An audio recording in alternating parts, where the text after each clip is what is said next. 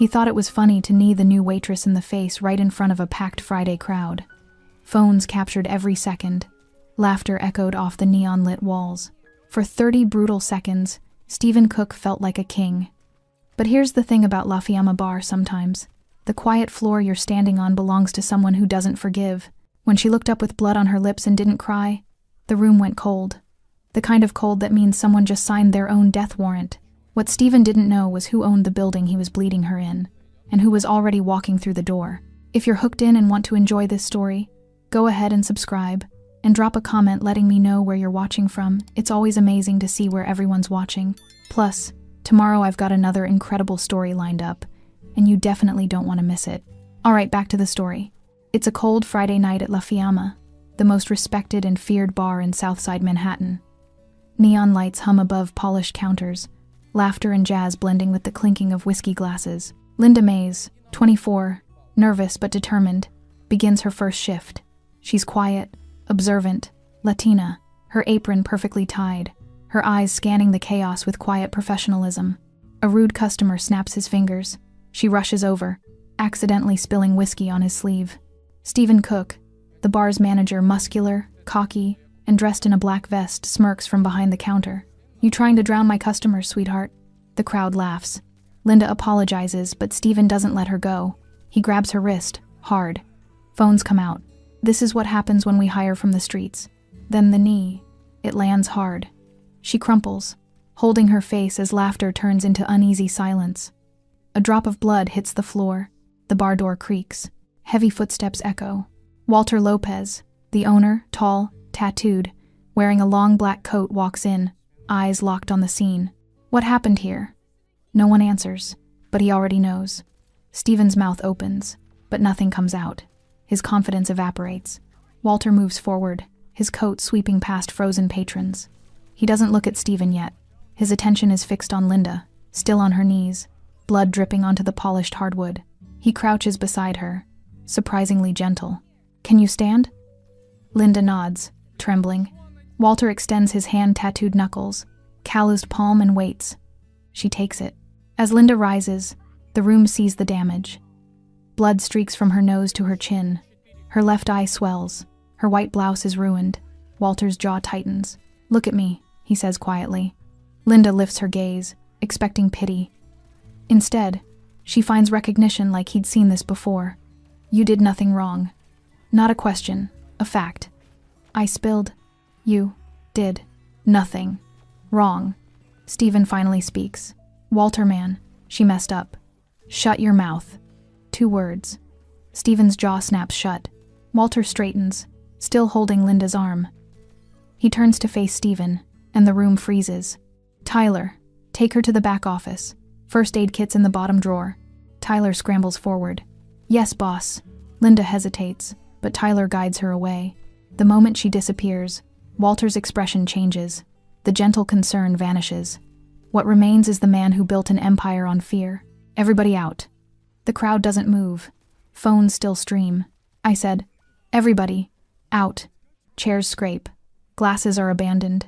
Within 90 seconds, La Fiamma empties except for Walter, Stephen, and 1 bartender.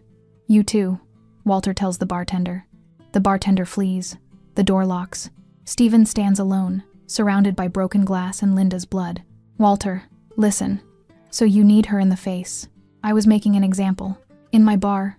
Your bar needs discipline. My bar has one rule. Respect is earned and enforced. But you don't enforce it on the defenseless. You don't put your knee through a woman's face while people film it." Walter steps closer. "You just made La Fiamma look like we tolerate that." "I'll apologize." "You'll do more than that." Stephen backs up. "Walter, we've known each other 3 years, and you learned nothing." Walter shrugs off his coat, rolling up his sleeves, exposing saints and sinners inked in black and gray. "You got 3 seconds to pray, Stephen." "Wait. 3. Please. 2. Stephen runs for the back door. He makes it 5 steps before Walter's fist catches his spine. Stephen hit the floor hard, gasping. The impact knocked the air from his lungs, leaving him wheezing on the same hardwood where Linda had bled minutes earlier. Walter stood over him, breathing controlled, fists clenched at his sides. His shadow fell across Stephen's body like a burial shroud. "Get up," Stephen coughed, scrambling backward on his elbows. "Walter, please, I didn't know you'd get up." This time Stephen obeyed, pulling himself upright against the bar. His legs shook. Sweat beaded on his forehead despite the cold air conditioning. Walter didn't advance. He just watched, studying Stephen the way a surgeon studies a tumor before cutting it out. 3 years you've worked for me," Walter said quietly. 3 years. And you never understood what this place is. I run this bar every night. You manage inventory and pour drinks. But you never understood what La Fiamma means. Stephen's eyes darted toward the exits, calculating distances, weighing chances. "Don't," Walter warned. "You run, and this gets worse." Stephen froze. Walter moved to the bar, pouring 2 glasses of whiskey with steady hands. He slid one across the counter toward Stephen. "Drink." Stephen stared at the glass like it might be poisoned. I said drink." Stephen grabbed the glass with trembling fingers and downed it in one burning gulp. Walter sipped his slowly, never breaking eye contact. "My father opened this bar in 1987, Walter began, his voice eerily calm. "Back then, this neighborhood was a war zone. Drugs on every corner, bodies in every alley. The cops didn't come here unless they were dirty or desperate." Stephen listened, too terrified to interrupt. "My father built La Fiamma on one principle: respect. Not fear, respect.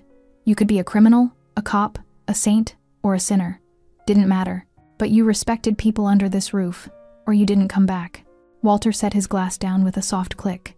"When I was 8 years old, I watched a man slap my mother across this very bar because she served him the wrong beer." Stephen's face went pale.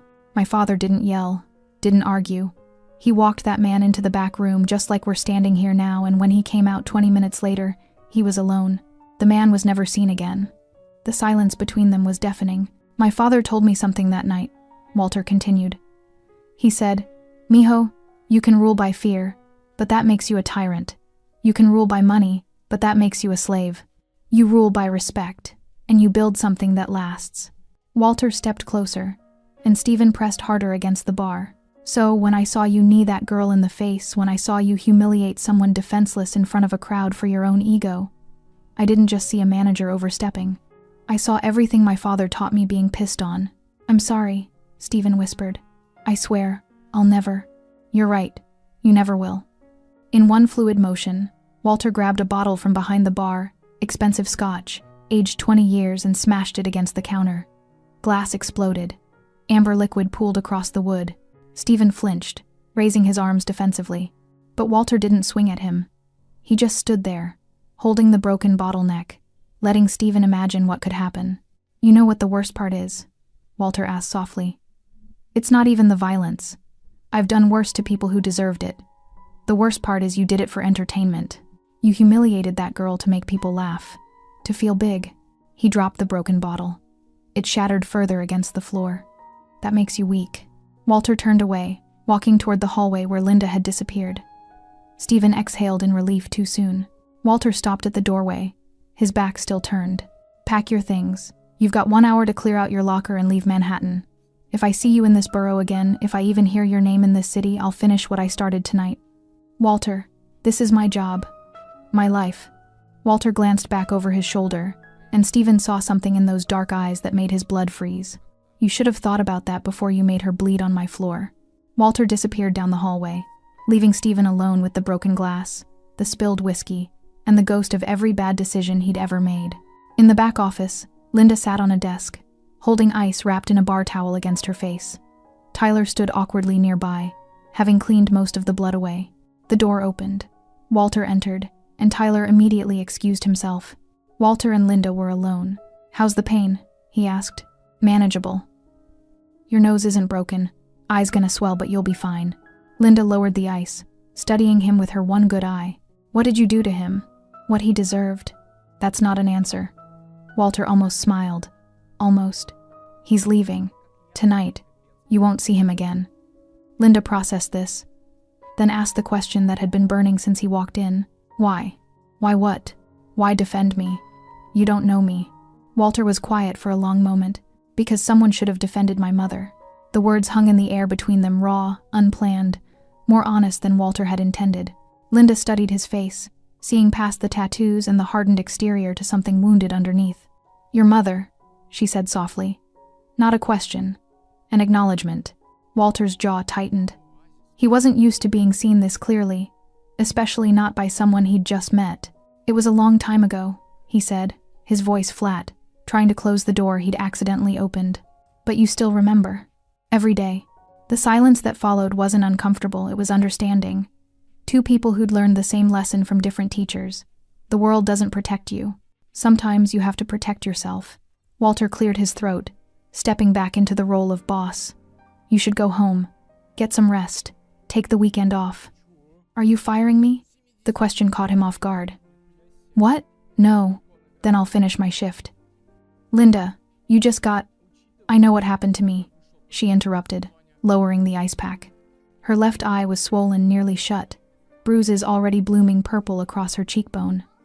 And I know what happens if I leave now. Walter frowned. What do you mean? I mean everyone out there with their phones saw me get knocked down. If I run home crying, that's the story. Girl gets humiliated and quits. That's what goes viral. That's what people remember. She stood up, wincing slightly but steady. But if I walk back out there and finish my shift, then the story changes. Then I'm the one who didn't break. Walter stared at her, genuinely impressed. Most people would have taken the exit he offered, the easy out, the victim card. But Linda Mays wasn't most people. You're tougher than I thought, he admitted. I've had practice. Something in the way she said it told Walter there were stories there. Stories that probably looked a lot like his own. All right, he said finally. But you're not serving tables tonight. Work the bar with Tyler. Let people see your face, but keep your distance. Linda nodded. And Stephen? Gone. He won't bother you again. You sure about that? Walter's expression darkened. I'm very sure. 20 minutes later, Linda emerged from the back hallway into a bar that had slowly refilled. Word had spread fast, some customers had returned, curious, while others had arrived fresh, drawn by the rumors circulating online. Every conversation stopped when they saw her. Linda walked behind the bar, her head held high despite the swelling and bruising. She tied a clean apron around her waist and picked up a bottle of vodka like nothing had happened. Tyler leaned close, whispering, You don't have to do this. Yes, I do. The first customer approached a middle-aged woman in a business suit, eyes wide with recognition. Oh my God, you're the girl from the video. Are you okay? Linda managed a small smile. I'm working. What can I get you? Vodka tonic. But sweetie, shouldn't you be at a hospital? The hospital can't pay my rent. Vodka tonic coming up. The response rippled through the nearby tables. Phones came out again, but this time the narrative was different. This time they weren't filming a victim, they were filming a survivor. Walter watched from his usual corner booth. Arms crossed, a ghost of pride crossing his features. An hour passed. Then two. Linda worked methodically, her movements careful but confident. Customers watched her with a mixture of respect and curiosity. Some left generous tips. Others whispered among themselves, spreading the new version of tonight's story. Around midnight, Tyler printed out the night's receipts, and his eyes went wide. Linda, you need to see this. She glanced at the numbers. Despite the chaos, despite losing an hour to the incident, despite everything, La Fiamma had its best Friday night revenue in 6 months. People came to see if you'd show up, Tyler explained. Half these customers weren't even here earlier. They heard what happened and came too. I don't know. Witness it? Support you? Linda didn't know whether to laugh or cry. Near closing time, Walter approached the bar. He pulled out a piece of chalk and the small blackboard they used for daily specials. What are you doing? Linda asked. He didn't answer, just wrote in clean, bold letters. Respect is served here. He placed it prominently at the bar's entrance, visible from the street. New house rule, he said simply. Linda looked at the sign, then at Walter. You're really changing things, aren't you? No, he corrected. I'm remembering what they should have been all along. As the last customers filtered out, Linda untied her apron, exhaustion finally catching up with her. Walter? He looked up from counting the register. Thank you. For tonight. She gestured vaguely. Everything. Walter nodded once, a small, controlled movement that somehow conveyed more than words could. Go home, Linda. Ice that eye. I'll see you Monday. She headed for the exit, pausing at the door to look back at the sign one more time. Respect is served here. For the first time all night, she smiled, a real one, despite the pain. Maybe this job wouldn't be so bad after all. Linda woke up Saturday afternoon to 847 missed calls. Her phone had been buzzing all night, but exhaustion and painkillers had knocked her out cold. Now, lying in her small studio apartment in Washington Heights, she stared at the screen in disbelief. Text messages flooded in from numbers she didn't recognize. Her Instagram had exploded 12,000 new followers overnight.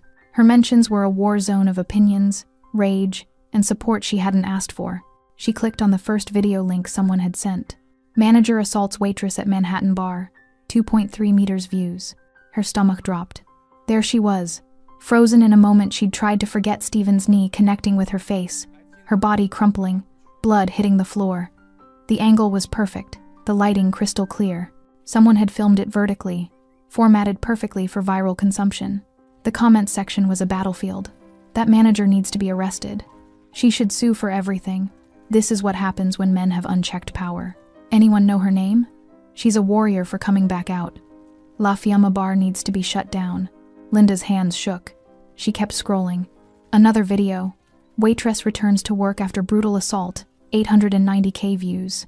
This one showed her walking back onto the floor, swollen eye and all, tying her apron with steady hands. The caption read, "This is what strength looks like." Her phone rang. Unknown number. She declined it. It rang again immediately. Different number. She turned it off completely and sat in the silence of her apartment, ice pack pressed against her face, trying to process how her worst moment had become the world's entertainment. Across town, Walter sat in his lawyer's office, listening to a lecture he'd heard variations of 100 times before. "The police are asking questions," Marcus Brennan said, pacing behind his mahogany desk. "They've seen the videos. They want to know where Stephen Cook is." Walter sipped his coffee unbothered. "Stephen quit. Left the city. Convenient timing. Very." Marcus stopped pacing, leaning forward on his desk. "Walter, I've kept you out of trouble for 15 years, but this is different. This isn't backroom business. This is public. This is viral. The DA's office is getting calls. Pressure's mounting." "Let them come. Let them," Marcus rubbed his temples. "You understand what happens if they find Stephen and he talks? If he says you assaulted him? Threatened him?" Walter set his coffee down with deliberate calm. "Stephen won't talk. How can you be so sure?" "Because he knows what happens if he does." The certainty in Walter's voice made Marcus fall silent. Some questions were better left unasked. "What about the girl?" Marcus asked instead. "Linda Mays. Is she pressing charges?" "No." "How do you know?" "Because I know." Marcus studied his client, this man who'd built an empire on violence and loyalty, who somehow always landed on his feet, who treated morality like a negotiable contract. "The internet thinks you're a monster," Marcus said quietly. "Half the comments are calling for your arrest, saying La Fiamma is a front for abuse, that you enable this behavior." For the first time, Walter's expression shifted. Not anger, something closer to regret. "What does the other half say?" Marcus pulled up his phone, reading. "That boss walked in like an avenging angel. Stephen got what he deserved. More owners should protect their people like this." Walter almost smiled. "See? Balance. This isn't a joke. I never said it was." Marcus sat down heavily. "What's your play here, Walter? Because the optics are bad. Manager assaults employee, disappears the same night the owner confronts him. It writes itself." Walter stood, buttoning his coat. "My play is simple. I run my bar the way my father taught me. With respect. Stephen broke that code, and he faced consequences. If the DA wants to make something of it, they can try. And if they come for you?" Walter headed for the door, pausing with his hand on the handle. "Then they better bring everyone." By Sunday morning, the story had morphed beyond recognition. News outlets picked it up. Viral video exposes workplace violence at high-end Manhattan bar. Think pieces appeared. Why we still tolerate abuse in service industry. Activists called for boycotts. Others called for Walter's arrest. Linda's phone stayed off, but the world kept spinning without her consent. Her landlord knocked on her door, concerned. Her mother called the building super when Linda wouldn't answer. Finally, around noon, she opened the door to find her neighbor, Mrs. Chen, holding a container of soup. "You're famous," Mrs. Chen said gently, "but you look terrible. Eat." Linda took the soup, tears finally breaking through. "I just wanted a job," she whispered. "I just wanted to work." Mrs. Chen pulled her into a hug, careful of her injuries, and let her cry. Outside, The city debated justice and violence and power. Inside a small apartment in Washington Heights, a 4-year-old woman just wanted the world to stop watching, but the internet never forgets. And neither does Walter Lopez. Monday morning arrived like a verdict. Linda stood outside La Fiamma at 9 a.m., staring at the locked doors. Her reflection stared back from the tinted glass, faded bruises, a yellowing eye, a face the entire internet recognized. She'd spent Sunday hiding. Now she had a choice. Disappear into the noise, or reclaim her narrative. She knocked. Footsteps echoed inside. The lock turned. Walter opened the door, dressed in a simple black shirt, sleeves rolled to his elbows. He looked tired, more human than the avenging figure from Friday night. "You came," he said, surprised. "You told me to come back Monday. I didn't think you would." Linda stepped inside. The bar looked different in daylight, smaller, less mythical. Just tables and chairs, and the lingering smell of whiskey and lemon cleaner. "Have you seen the news?" she asked. "All of it. People think you're a criminal." "I am a criminal." The bluntness caught her off guard. Walter moved behind the bar. Starting a pot of coffee like this was a normal Monday morning conversation. "I've broken laws," he continued. "Hurt people. Done things I can't take back. But I've never pretended to be something I'm not." Linda sat on a bar stool, watching him work. "Then why protect me? Why risk all this attention for someone you don't even know?" Walter poured 2 cups, sliding one across to her. "You want the truth or the version that makes me look better?" "The truth." He leaned against the counter, meeting her eyes. "Because when I saw you on that floor, I saw my mother, 27 years ago, in almost this exact spot. And I was 8 years old, watching, unable to do anything." Linda's chest tightened. "My father handled it his way," Walter continued. "Violent, final, permanent. And it worked. People respected him after that, feared him. But I remember my mother's face more than anything. Not the bruise, not the blood. The look in her eyes when she realized no one had moved to help her until my father walked in." He took a long drink of coffee. That look said, "I'm alone. And I swore I'd never let anyone feel that way under this roof again." Linda processed this, the weight of inherited trauma sitting between them like a third presence. "Your father," she asked carefully. "What happened to the man who hit her?" "He disappeared. Nobody asked questions, and you learned from that." "I learned violence has consequences, sometimes necessary ones." Linda set her cup down. "Walter, what you did to Stephen, was that necessary or personal?" The question landed hard. Walter's expression flickered defensiveness, then something more honest. "Both," he admitted. "And that's what worries me." "Why?" "Because my father taught me loyalty, not empathy. He taught me how to command respect through fear. But you," he gestured at her, "you didn't cry, didn't beg.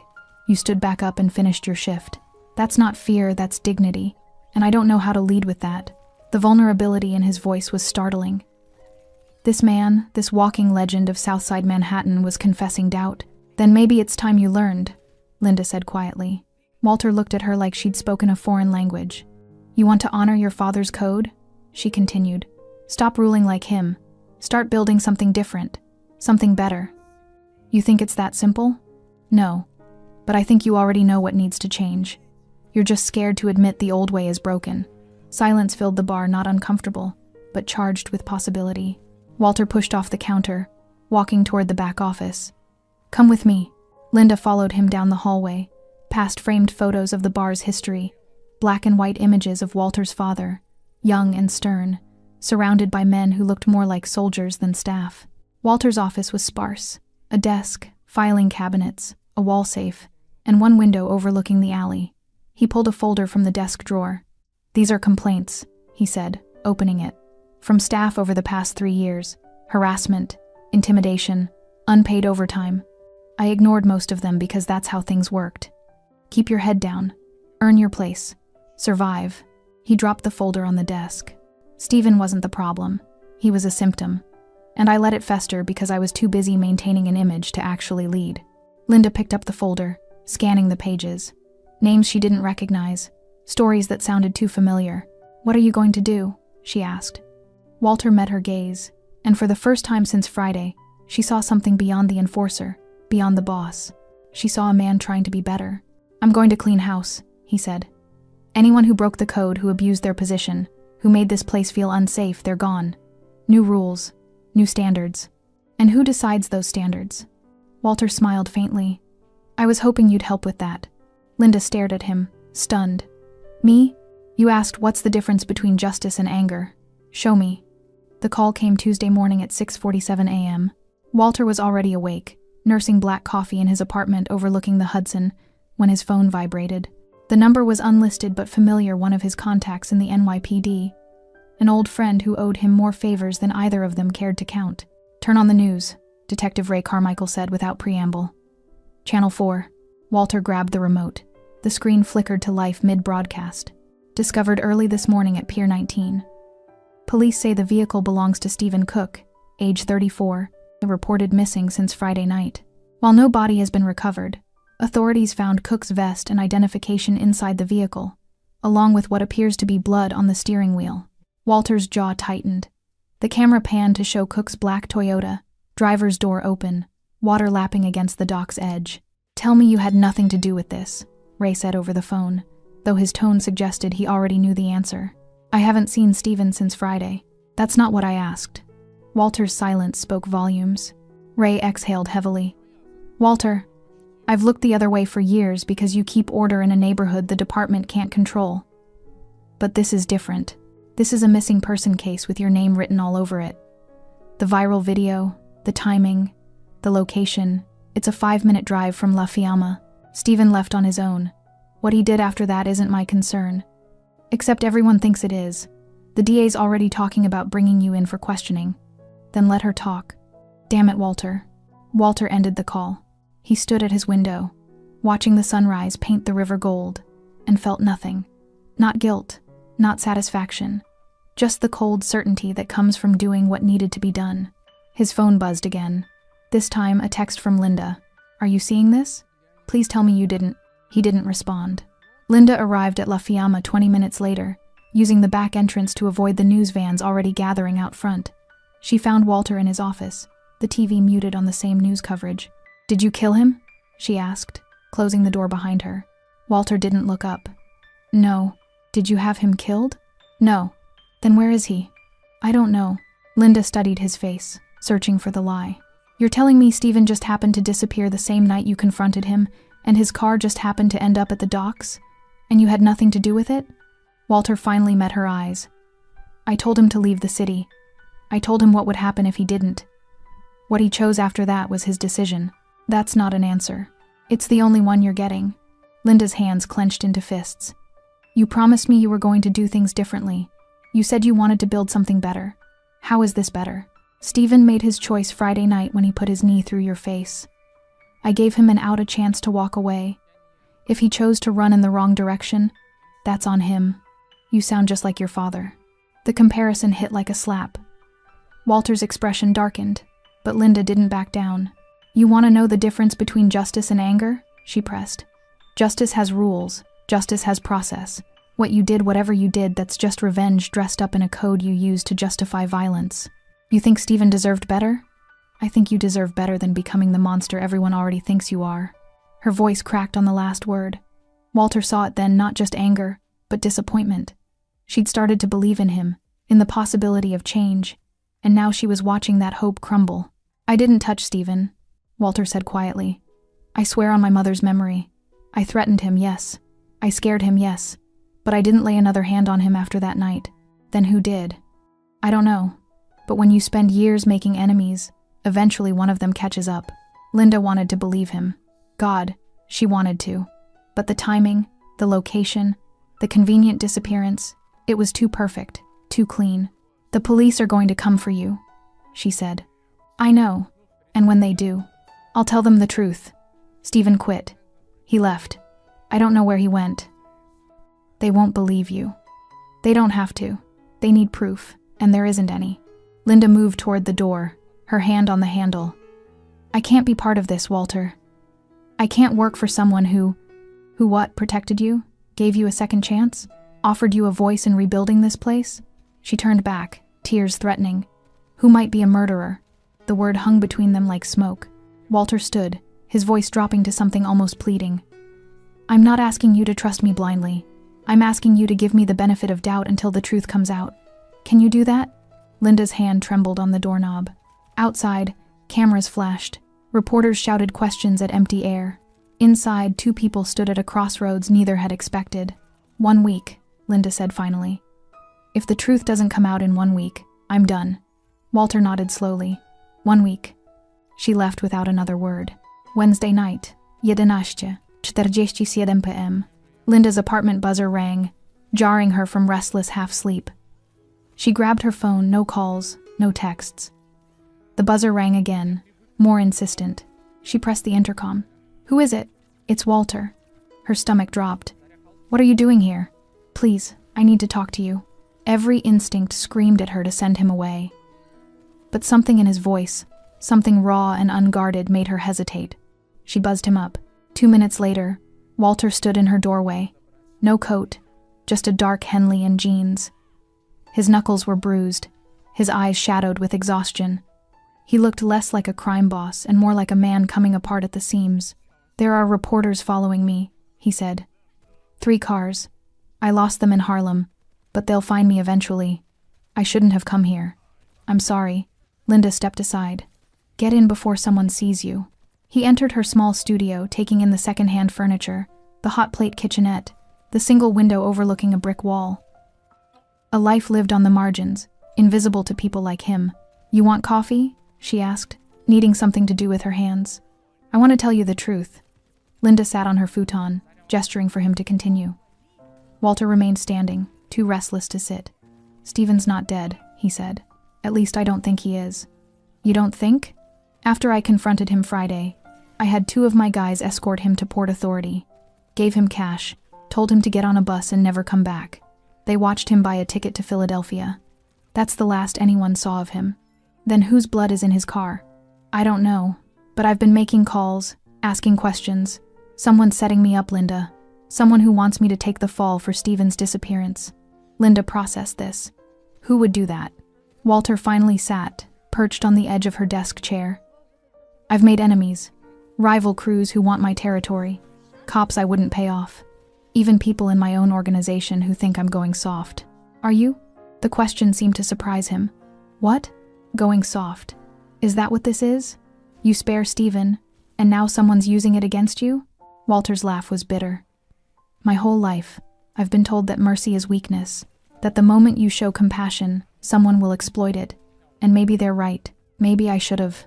Don't, Linda interrupted. Don't finish that sentence. Their eyes met. In the dim light of her apartment, Walter looked younger somehow, vulnerable. I didn't come here to drag you into this, he said quietly. I came because you're the only person who's looked at me in years and seen something other than what I've built. And I needed to remember that person still exists. Linda's defenses wavered. Walter. My mother's name was Rosa, he continued, the words spilling out like confession. She worked as a seamstress in the Bronx before she married my father. Had the gentlest hands I've ever seen. Could mend anything, clothes, toys, broken hearts. His voice cracked slightly. After that night in the bar, after my father made that man disappear, she was never the same. She stopped singing, stopped smiling. It was like watching someone fade in real time. She died when I was 16. Heart attack, the doctor said. But I knew better. She died because she'd spent 8 years living with a man who'd killed for her, and that burden was too heavy to carry. Tears glistened in Linda's eyes. I'm sorry. I swore I'd never become him, Walter said. Never let violence be my first answer. But somewhere along the way, I built my entire identity around his code. And now I don't know how to be anything else. The vulnerability in his confession was staggering. This man who commanded fear and respect across half of Manhattan was sitting in her apartment, stripped down to his trauma and doubt. Linda moved to sit beside him. Not touching, but close enough to bridge the distance. You want to know why I really came back Monday? She asked. Walter looked at her, waiting. Because when I was 14, my stepfather used to hit my mother. Every weekend, like clockwork. Neighbors heard. Nobody helped. One night, it got so bad I called 911. Cops came, took statements, left. He beat her worse after they were gone. Her hands trembled in her lap. I learned early that the law doesn't always protect you, that sometimes the system fails, and you're left with nothing but the choices you make in that moment. So when you walked into La Fiamma and actually did something, when you didn't just stand there like everyone else, it meant something to me. Not because of the violence, but because someone finally stepped in. Walter's throat tightened. Linda, you're not your father, she said firmly. Your father solved problems with permanence. You gave Stephen a choice. That's the difference. That's where change starts. And if he's really dead, if someone killed him and I'm blamed, then we prove you didn't do it. We? Linda met his eyes. 1 week, remember? I said I'd give you 1 week. I meant it. For the first time in days, Walter felt something other than dread. He felt hope. Thursday afternoon, Walter's phone rang with a number he hadn't seen in 2 years. We need to meet, the voice said. Now. 20 minutes later, Walter sat in a corner booth at a diner in Queens, across from Vincent Russo, his father's oldest associate, now in his 70s but still sharp as broken glass. You're being reckless, Vincent said, stirring sugar into black coffee. The viral video, the missing manager, the girl. You're drawing attention we don't need. I handled it. You handled it like your father would have, with violence and ego. But times have changed, Walter. We operate in shadows now, not spotlights. Walter's jaw tightened. What do you want, Vincent? The old man slid a manila folder across the table. Information about your waitress. Walter's blood went cold. He opened the folder. Inside were documents, background checks, employment records, and most damning of all, email correspondence between Linda Mays and Jordan Blake, investigative journalist for the New York Observer. The subject lines told the story. Ray, trafficking investigation, La Fiamma Bar, source protection protocol, evidence gathering timeline. Walter's hands shook as he read. Linda wasn't just a waitress. She was an embedded source, investigating suspected human trafficking operations running through high-end Manhattan bars, including his. How long have you known? Walter asked, his voice dangerously quiet. Since Monday. One of our contacts at the Observer flagged her name after the video went viral. Apparently, she's been working with Blake for 3 months, gathering evidence on several establishments. Yours was her final target. Walter felt like he'd been punched in the chest. Every conversation, every vulnerable moment, every piece of trust he'd offered, all of it potentially a lie. Is there trafficking at La Fiamma? Vincent asked. No. You know I don't allow that. I know what you say you don't allow. But you can't watch every corner, every deal, every transaction. If someone's running girls through your bar and you don't know it, that's almost worse than doing it yourself. Walter's mind raced. If she's gathering evidence, why destroy her notes? Why stay after Friday? Vincent shrugged. Maybe she found nothing. Maybe she felt guilty. Maybe she's playing a longer game. Or maybe... He leaned forward. She actually started to believe in you. The possibility felt more dangerous than any threat. What do you want me to do? Walter asked. Cut her loose. Tonight. Before this blows back on all of us. And if I don't? Vincent's expression hardened. Then you're choosing a stranger over family. And that's a choice with consequences. Walter returned to La Fiamma in a daze, the folder burning like evidence in his hand. It was early evening. Pre-dinner service. Linda was behind the bar, training a new hire, laughing at something Tyler said. She looked so genuine. So real. Linda, Walter called from across the room. My office. Now. Her smile faded at his tone. She followed him down the hallway, confusion turning to concern as he slammed the door. Walter, what's wrong? He threw the folder on his desk, documents scattered. Linda's face went pale as she recognized the letterhead. When were you going to tell me? Walter's voice was acid. Before or after you published your exposé? Walter, I can explain. Explain what? That you've been lying since day one? That every conversation, every moment of trust was part of your investigation? It wasn't like that. Then what was it like? He advanced, not threatening but desperate for answers. Tell me the truth, Linda. For once, just tell me the goddamn truth. Linda's composure cracked. Tears spilled down her cheeks. Yes, I was working with Jordan Blake. Yes, I came to La Fiamma looking for evidence of trafficking. But I found nothing, Walter. Nothing. Because you're not running that kind of operation. And that's supposed to make this better? I destroyed my notes, she shouted back. After Friday, after seeing who you really were, I told Jordan I was done. I walked away from the story. Why should I believe you? Because I'm still here, her voice broke. I could have sold that video to every news outlet in the country. I could have spun this whole thing against you. But I didn't. Because somewhere between getting hired and getting hurt, I stopped seeing a story and started seeing a person. Walter wanted to believe her. God, he wanted to. But trust, once broken, doesn't mend easily. How do I know you're not still feeding information to Blake? Linda pulled out her phone, pulled up her messages, and thrust it at him. Read them. Every text since Friday. I told him I quit. He's been trying to convince me to reconsider, but I refused. Check the timestamps, Walter. Check everything. Kai. Walter took the phone, scrolling through messages. Jordan Blake. Linda, you can't just walk away. We're so close. Linda, I'm done. Delete my notes. Jordan. Think about all the women we could help. Linda. I thought about one woman who needed help and no one moved. Then one man did. That's my answer. The final message was from yesterday. Jordan, you're making a mistake. Linda. Maybe. But it's mine to make. Walter's anger deflated into exhaustion. He handed back her phone and sat heavily in his chair. You should have told me, he said quietly. I know. I opened up to you. Told you things I've never told anyone. I know, she whispered. And I'm sorry. I'm so sorry. Silence filled the office, not hostile, but heavy with broken trust and uncertain futures. Vincent wants me to fire you, Walter finally said. Says you're a liability. Linda straightened. Then fire me. I don't want to. Then don't. Walter looked up, meeting her red-rimmed eyes. Why did you really stay, Linda? And don't give me some noble answer about justice. I want the real reason.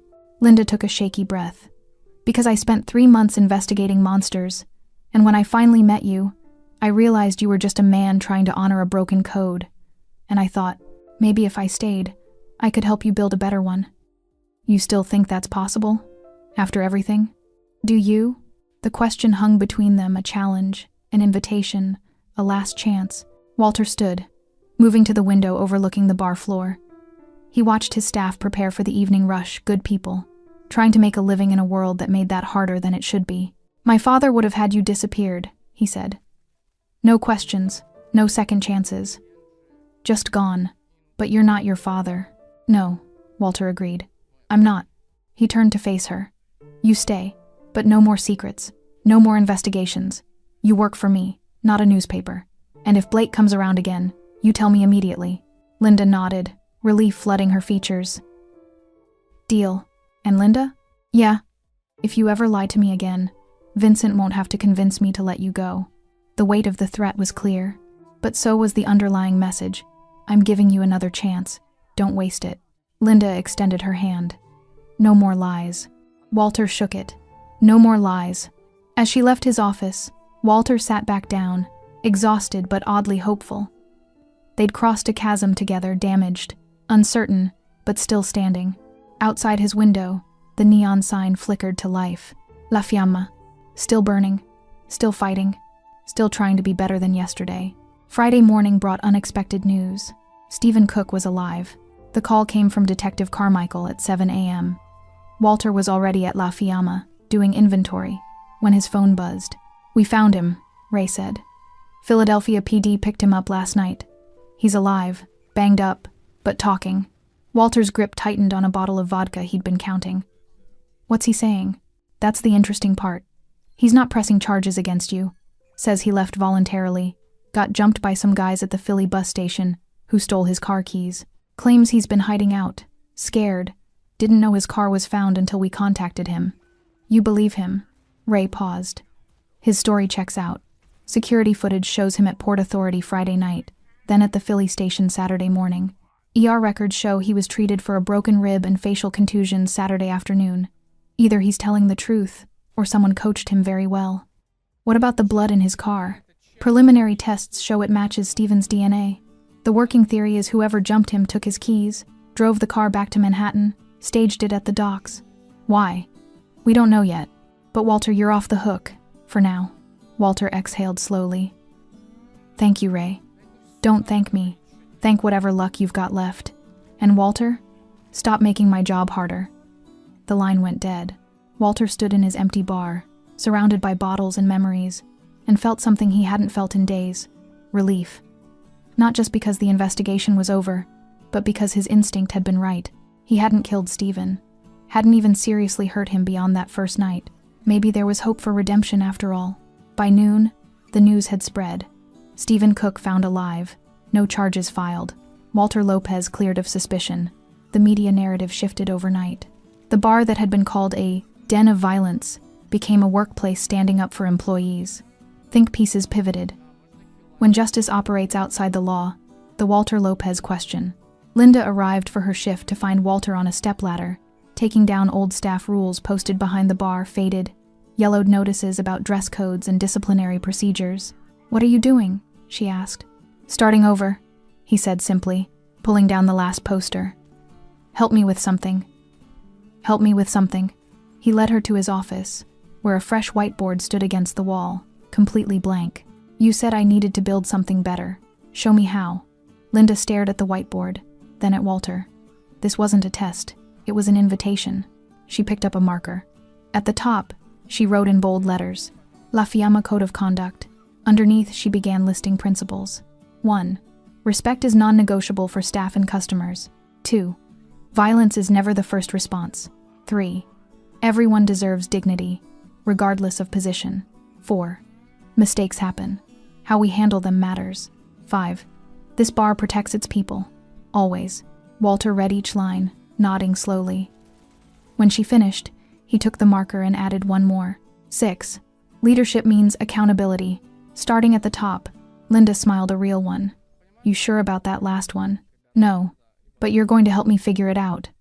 Over the next hour, they worked together, refining the code, discussing enforcement, planning how to communicate changes to the staff. It felt less like boss and employee, more like partners building something neither could create alone. "We need to fire people," Linda said carefully. "Reading through those complaints, there are staff members who've been problems for years. If we're serious about change, we can't keep them." Walter nodded. "Make a list. I'll handle it personally. And hiring? We need to rebuild trust. Bring in people who believe in what we're trying to do. You have hiring authority. Anyone you bring in, I'll approve." Linda set down the marker, studying him. "You're really doing this, actually changing things." "I'm trying. That's all I can promise." A knock interrupted them. Tyler stuck his head in, looking nervous. "Boss, there's someone here to see both of you." Walter and Linda exchanged glances and followed Tyler to the main floor. Standing by the bar was Jordan Blake, 30-something, athletic build, expensive camera bag over his shoulder. He looked every bit the crusading journalist. "Mr. Lopez." Jordan extended his hand. "Jordan Blake, New York Observer. I believe you know why I'm here." Walter didn't shake. "I know who you are, and you're not welcome."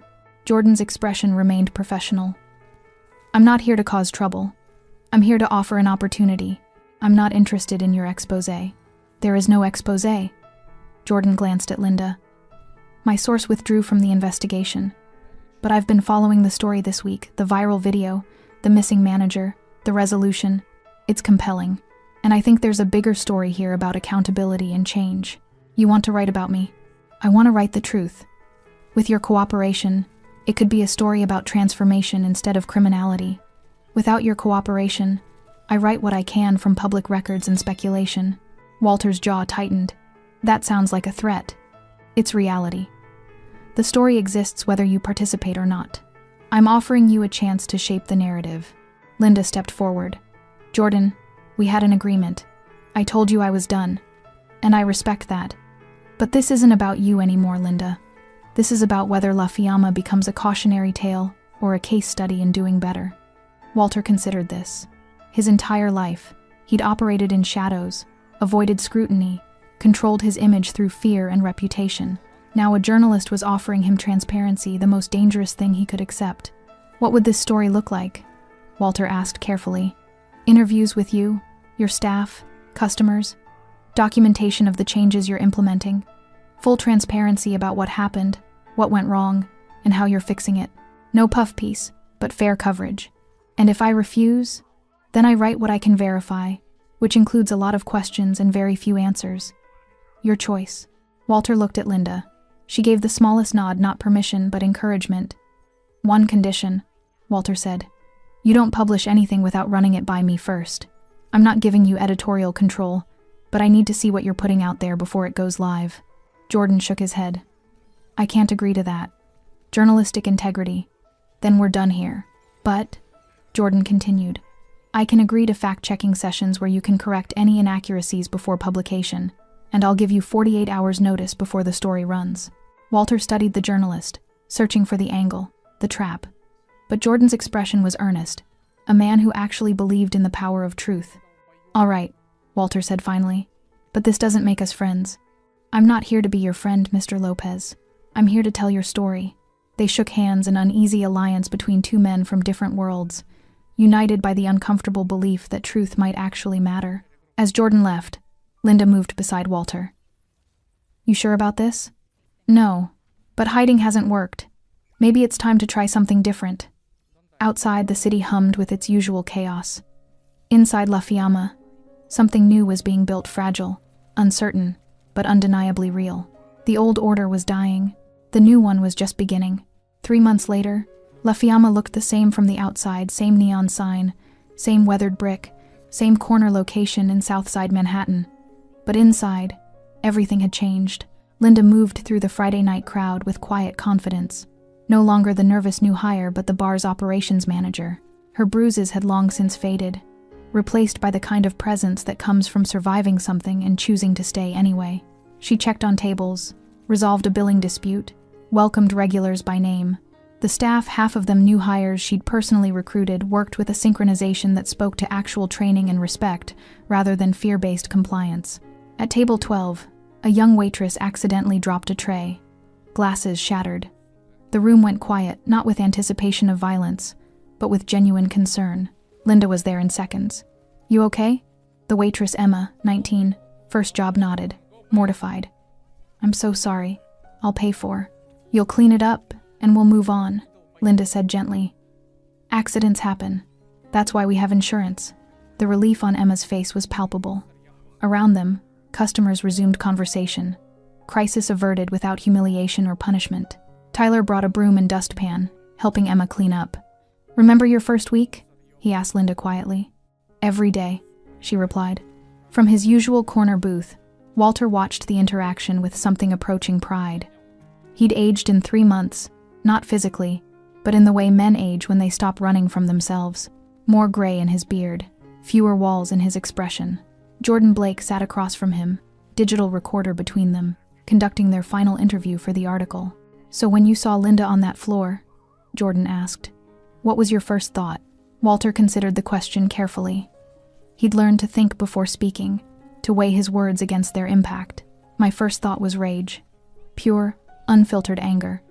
But underneath that was recognition, seeing my mother's face, feeling that same helplessness I felt as a child. The difference was, this time I had the power to do something. And you did. Violently. Yes. Do you regret it? Walter's eyes drifted to Linda, now laughing with the kitchen staff. I regret that it was necessary. I regret that I'd built a culture where someone like Steven felt entitled to that behavior. But do I regret protecting her? No. Jordan made notes. You've made significant changes since then. New staff, new policies, even a partnership with a workplace safety nonprofit. Why? Because I realized violence isn't strength, it's the absence of better options. My father ruled through fear because that's all he knew. But fear doesn't build loyalty, it builds compliance. And compliance crumbles the moment you're not watching. So what does build loyalty? Walter gestured around the bar. This. Treating people with dignity, paying fair wages, creating an environment where someone can drop a tray without fearing for their job. It's not complicated, but it requires giving up control. That's the hard part. Jordan leaned forward. Some people say you're just rebranding, that underneath the new policies, you're still the same man who made Stephen Cook disappear. Stephen Cook is alive and working in Philadelphia, Walter interrupted calmly. He gave multiple statements to that effect. What happened to him wasn't my doing, but the threat was real. You admitted to me in our first interview that you threatened him, told him to leave the city or face consequences. I did, and I won't pretend otherwise. I'm not a saint, Jordan. I've done things I'm not proud of, but I'm trying to be better than I was. That's all anyone can do. Jordan studied him, then clicked off the recorder. Off the record? Walter nodded. I've interviewed a lot of powerful men. Politicians, CEOs, crime bosses. Most of them bullshit me with rehearsed answers and manufactured humility. You're the first one who actually seems uncomfortable with his own honesty. Is that a compliment? It's an observation. The article runs Monday. I think you'll be pleased, or at least not entirely horrified. They shook hands, a gesture that had become genuine over 3 months of interviews, fact checks, and reluctant mutual respect. As Jordan gathered his equipment, Linda approached the booth. He go easy on you? He never goes easy on anyone, Walter replied. That's why I trust him. Linda slid into the seat Jordan had vacated. The Friday night rush was winding down, the crowd thinning to regulars and night owls. Emma did well tonight, Walter observed. She's a quick learner. Reminds me of someone. Reckless and accident-prone? Linda laughed, the sound still surprised Walter. How easily joy came to her now. Determined and resilient, they sat in comfortable silence, watching their bar breathe with life that felt earned rather than feared. I've been thinking, Linda said carefully, about expanding. There's a community center 3 blocks from here that needs funding. I thought maybe La Fiamma could sponsor some programs, youth services, job training, maybe even a small restaurant incubator. Walter raised an eyebrow. You want to turn me into a philanthropist? I want to turn you into a neighbor. There's a difference. That'll cost money. We're making more than ever. And the good press from Jordan's article won't hurt. Plus, she smiled. Imagine your father's face if he could see you now. Lopez family funds after-school programs. Walter chuckled, the sound rusty but genuine. He'd think I'd lost my mind. Or found your conscience. The weight of that statement settled between them. Walter looked down at his hands, tattooed, scarred, capable of terrible things and tentative kindness in equal measure. You know what I realized? He said quietly. My father taught me that respect is taken by force. But you taught me that respect is earned through consistency. Showing up, doing right when no one's watching. That's harder than any fight I've ever been in. Linda reached across the table, placing her hand over his. Not romantic, something deeper. Partnership, understanding, shared history. You're doing the work, Walter. That's what matters. The front door opened, admitting a blast of November air and a young couple looking for somewhere warm to grab a drink. Emma greeted them with a smile, leading them to a table by the window. Walter watched the simple interaction, no intimidation, no power play, just basic human hospitality, and felt something he hadn't felt in years. Peace. Not the absence of conflict, but the presence of purpose. He stood, helping Linda to her feet. Together, they walked the floor one last time before closing, checking on staff, ensuring everyone got home safe, being present in the way leaders should be but often aren't. As the last customer left and Tyler locked the door, Linda returned to the chalkboard by the entrance, the one Walter had written on months ago. Respect is served here. She picked up the chalk and underneath added, and earned every day. Walter read it, nodded once, and turned off the main lights. The bar fell into gentle darkness, illuminated only by the blue underlighting and the amber glow of street lamps through the windows. Same time tomorrow? Linda asked, grabbing her coat. Same time tomorrow, Walter confirmed. She headed for the exit, pausing at the door. Walter? Yeah? Thank you. For that night. For all the nights since. Thank you for staying. She smiled and disappeared into the November night. Walter stood alone in his bar, his father's legacy and his own future, built on foundations of violence but reaching toward something better. The tattoos on his arms caught the light, saints and sinners, forever inked, unchangeable. But the man wearing them? He could still evolve. He locked up, stepped into the cold Manhattan air, and walked past the glowing neon sign. Behind him, La Fiamma hummed with the heat of honest work and hard-won change. Justice doesn't always wear a badge. Sometimes, it wears ink, and sometimes, it looks like a scarred man learning to be gentle in a world that never taught him how. Thanks for sticking with this story till the end. If you enjoyed it, you're going to love the next one. It's packed with unexpected turns and heartfelt moments. Click the image on your screen to keep the journey going, and make sure to hit subscribe for more amazing stories. Drop a comment and rate this story from 1 to 10. I can't wait to see what you think. А все равно, как бы, сути дела не меняет, как бы, зарплата плюс-минус везде там, больше, чуть меньше.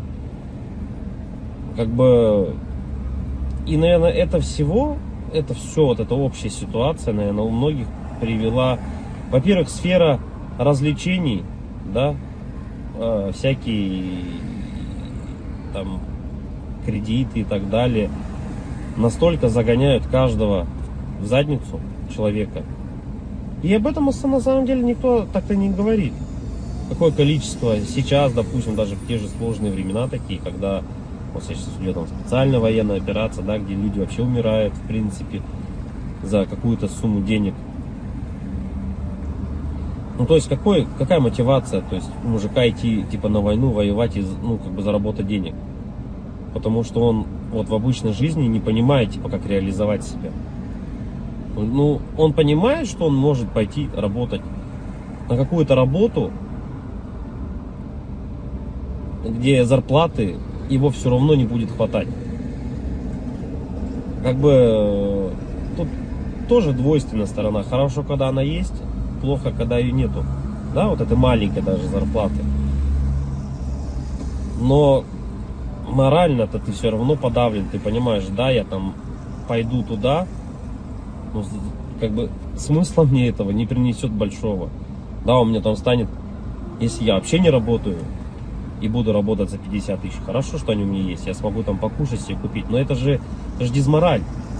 Когда ты заходишь в интернет и видишь, как люди там в Дубае летают, покупают себе огромное количество автомобилей какие-то, ну, много всего такого, что ты за эту зарплату себе никогда в жизни позволить не сможешь. И как человеку оставаться морально, типа, сильным? Что ему нужно делать? Ну, наверное, во-первых, это, наверное, все от семьи исходит, да? То есть, какая семья у тебя, как она построена. Если ты один живешь, это сложно, да, ты будешь сам себя, но у тебя, опять-таки, возможно, ну, родители, если есть, которые, друзья, поддержат тебя в какой-то момент, хотя бы просто отвлекут тебя от этих мыслей. А если у тебя, к примеру, там, семья, жена, к примеру, да, есть дети, то тут, наверное, поддержка только от них исходит какая-то. Вот. Чтобы не упиваться в своих мыслях о том, что какая нынче сложная жизнь. И, наверное, других-то вариантов, в принципе-то, и нету. Какие вот еще варианты, в принципе, изменить, поменять свою жизнь настолько, чтобы она была, ну, казалась тебе удачной, да, реализованным себя в жизни, в чем-то. В чем, вот как проявляется на самом деле у нас реализованность? Наверное, у 90% случаев это финансовое благополучие, финансовая независимость. Это, наверное, одно из таких ключевых моментов, когда человек, наверное, считает себя реализованным, да, в этой жизни. То есть, как добиться этого? То есть, с учетом того, что даже возьмем нашу страну, да, сколько миллионов людей здесь живет, как каждому добиться этого результата? Непонятно. И с каждым годом просто ситуация становится все хуже и хуже. Все дорожает, люди зарабатывают либо столько же. Ну, даже если они зарабатывают столько же, на самом деле этого все уже недостаточно. К чему это все приведет на самом деле? В оконцове, наверное, мир погрязнет в большую депрессию в какую-то. Какие-то войны, возможно, или еще что-то еще больше глобальных таких вещей, которые не приведут ни к чему хорошему на самом деле. Поддержка каждого человека именно для того, чтобы он держался, наверное, морально, заключается в том, что, ну, наверное, дом, в который ты приходишь, должен быть крепостью твоей, да, что это единственное должно быть место, где ты будешь чувствовать себя под защитой. Для этого было придумано, наверное, своя пещера изначально, потом свои какие-то чумы, палатки различные, да, потом все это превратилось. На данный момент это у нас дома, квартиры, в которые мы приходим и должны ощущать себя в безопасности. Чтобы можно быть немного морально расслабленным с учетом того, что ты выходишь каждый день на работу, на улицу, и все равно давление вот это вот, оно все равно присутствует. Когда ты заходишь в магазин, видишь цены эти, да, и так далее, не можешь себе что-то там приобрести, позволить на ежедневной основе, это откладывает большой, наверное, отпечаток. Не, наверное, а точно. И поэтому, когда возвращаясь домой, ты чувствуешь, вот хотя бы есть типа уголок того места, куда ты можешь прийти.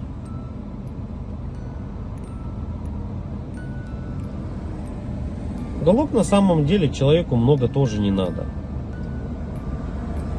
Можно хотеть большего, но на самом деле человеку одному много не надо.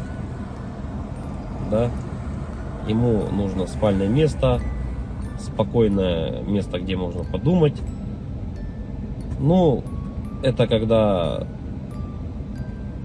ты один, к примеру, да? Когда у тебя есть семья, к примеру, ты приходишь домой, опять-таки, тут хотя бы, да, поговорить о каких-то вещах. Просто об отрешенных вещах, наверное. И, возможно, при этих же условиях у тебя и появляется какая-то дополнительная мотивация для реализации себя. А когда у тебя нету ничего, вот это уже становится проблемой. И это у многих на самом деле. Что значит не иметь ничего?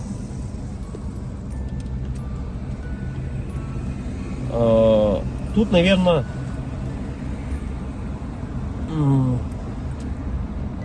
самое главное, дизмораль у человека еще возникает при том, что это уже, наверное, где-то в глубине души даже она возникает при даже хорошей финансовой подушке такой, которая у тебя есть, хороших финансовых деньгах, да, то есть, но нету вот внутреннего ощущения, к примеру, дружбы, семьи, любви и так далее.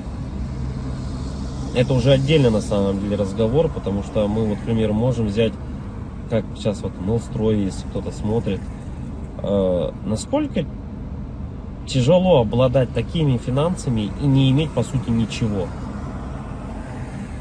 Ни друзей, ничего не иметь.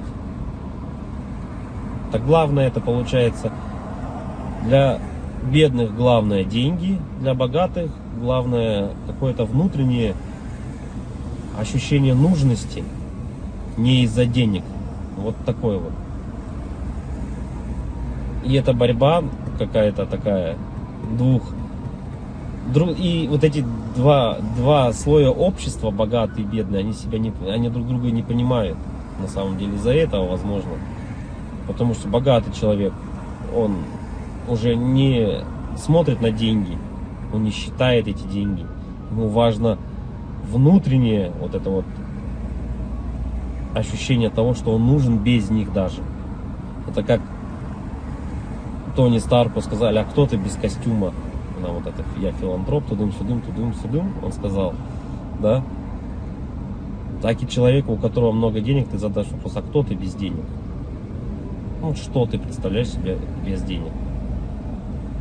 Вот и это, наверное, возможно, таких людей богатых, как вот, например, там Новстрой, задав ему этот вопрос: а кто ты без денег? Он на него ответить-то и не сможет. Обратная сторона людей бедных, да, вот если мы посмотрим, человеку